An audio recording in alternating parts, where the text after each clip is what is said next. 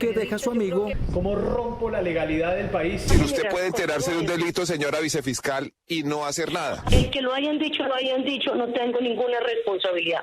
Luego de que investigadores de la Fiscalía le informaran a la vicefiscal Marta Mancera de las pruebas que habían recogido sobre el papel del director del CTI de Buenaventura en una red de narcotráfico, un enviado de ella los visitó para que sacaran su nombre del informe. Miguel Ángel Peñaranda. Mónica, Mancera dijo en una entrevista con Daniel Coronel que no investigó porque, aunque conoció de ellos de la información, no hubo informe oficial de los investigadores, pero sí hubo informe y aquí en Noticias 1 lo tenemos.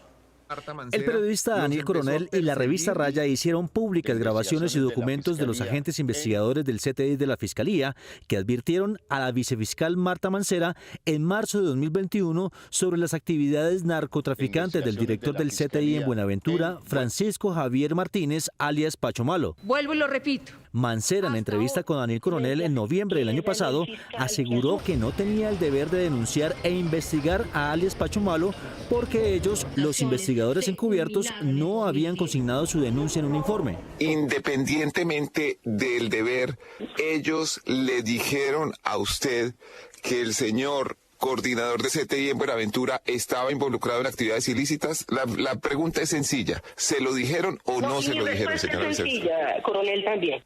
Primero, el que lo hayan dicho, no tengo ninguna responsabilidad. Ahora, lo que sí es decir, usted puede enterarse de un delito, señora vicefiscal, y no hacer nada. A pesar de que Mancera había expresado que los investigadores no habían hecho el informe con las respectivas denuncias, el documento fechado el 25 de marzo de 2021 sí fue realizado y documentado con las actividades narcotraficantes de funcionarios de la Fiscalía en Buenaventura. Un narcotraficante. Según la revista Raya, el 28 de marzo de 2021, al día siguiente del asesinato del investigador Mario Herrera, que descubrió a Pacho Malo, Mancera junto con Barbosa se desplazaron a Cali para indagar a los agentes encubiertos que también hicieron parte de las investigaciones. Y volvieron otra vez a ingresar con la fuente porque iban como moscas para sacar un cargamento. Exacto.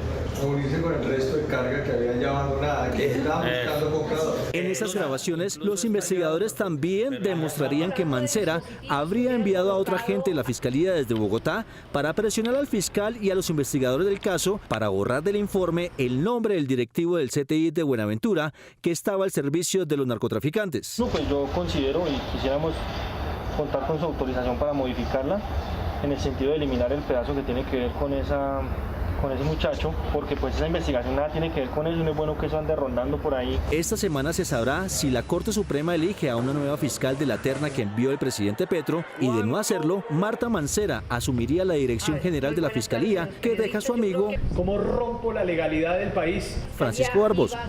En contravía de una decisión de la Corte Interamericana de Derechos Humanos, el Consejo de Estado ha eliminado 4 curules de la coalición de gobierno, es decir, del pacto histórico. De esta forma, logró modificar la voluntad que los votantes petristas manifestaron en las urnas. Con la reciente decisión del Consejo de Estado de anular la elección del senador del Pacto Histórico, Alexander López, ya son 4 los parlamentarios de la coalición del gobierno Petro que quedan por fuera del Capitolio con desmedro para las fuerzas gubernamentales. El primer golpe judicial a la bancada del Pacto Histórico ocurrió en mayo de este año en contra del entonces presidente del Senado, Roy Barreras, uno de los hombres más cercanos al proyecto del gobierno Petro. El Consejo de Estado declaró su nulidad por la falta conocida como doble militancia, es decir, por presuntamente pertenecer a un partido y ser elegido por otro. El segundo golpe del Consejo de Estado a las fuerzas de coalición se conoció en agosto cuando anuló la elección de César Pachón, senador por Boyacá, con el argumento de que apoyó en elecciones a una candidata que no era del partido Maíz, que lo avaló, sino de Colombia Humana. La tercera anulación de curul, también conocida en agosto, afectó a la representante por Antioquia, Luz María Múnera, a quien el Consejo de Estado le encontró inconsistencias en los resultados de votación.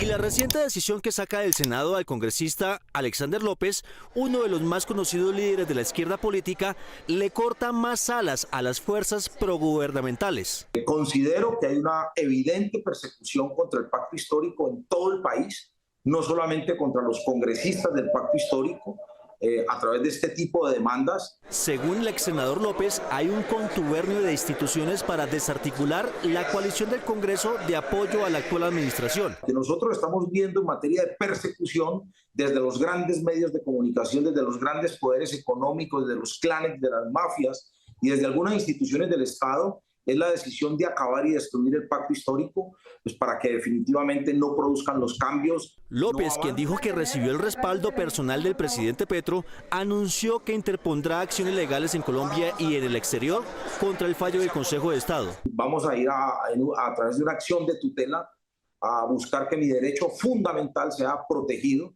y avanzamos también con abogados internacionalistas para ir también a la Comisión Interamericana de Derechos Humanos, porque consideramos que esto es una evidente persecución contra el pacto histórico. Los golpes al pacto histórico por parte del Consejo de Estado podrían no haber terminado.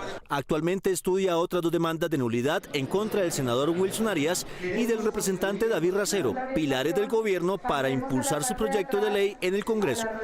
El presidente dijo que no está obsesionado con la aprobación de las reformas, pues es consciente de los obstáculos legislativos y políticos que éstas tienen.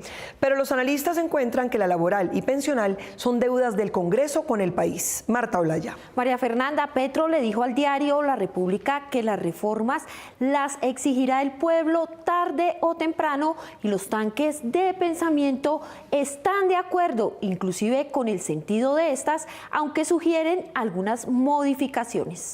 Una reforma de la salud y de las pensiones. Las reformas del gobierno que no prosperaron en la pasada legislatura del Congreso, como la pensional, la laboral y la de salud, tendrían un trámite difícil en este semestre, no solo por la turbulencia política que vive el país, sino porque ya se avecinan las elecciones de alcaldes y gobernadores, desviando la atención de los parlamentarios. Sin embargo, pese a las trabas que tienen estos importantes proyectos de ley en el Congreso, el presidente Gustavo Petro, en entrevista con el diario económico La República, aseguró que no tiene obsesión por presionar la aprobación de estas reformas. Yo prefiero cambiar la relación política en Colombia. Las reformas las va a exigir el pueblo, tarde que temprano. Allá el Congreso si decide tumbarlas.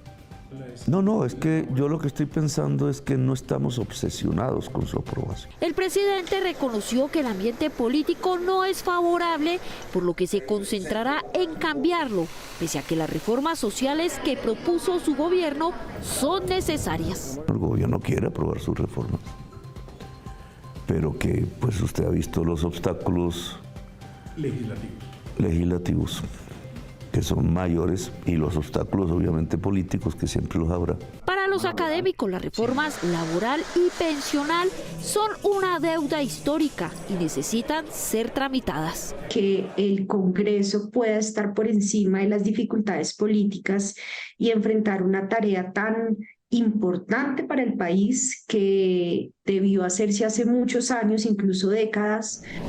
De ahí resultará de pronto la gran habilidad que pueda tener de pronto el Congreso como tal de hacer movimientos, o los ponentes de hacer los movimientos necesarios para poder darle trámite. Para los expertos, la reforma pensional propuesta por el gobierno es acertada, aunque requiere algunos cambios. La reforma pensional va en la dirección correcta, requerirá ajustes, pero es una reforma que está alineada con resolver los principales problemas de nuestro sistema pensional. Se espera que en los próximos días el gobierno vuelva a presentar ante el Congreso la reforma laboral, la única que no fue discutida en la pasada legislatura por falta de quórum. Entre los cambios contemplados en esta iniciativa están la generación de empleo, la reducción de la informalidad y las nuevas formas de trabajo.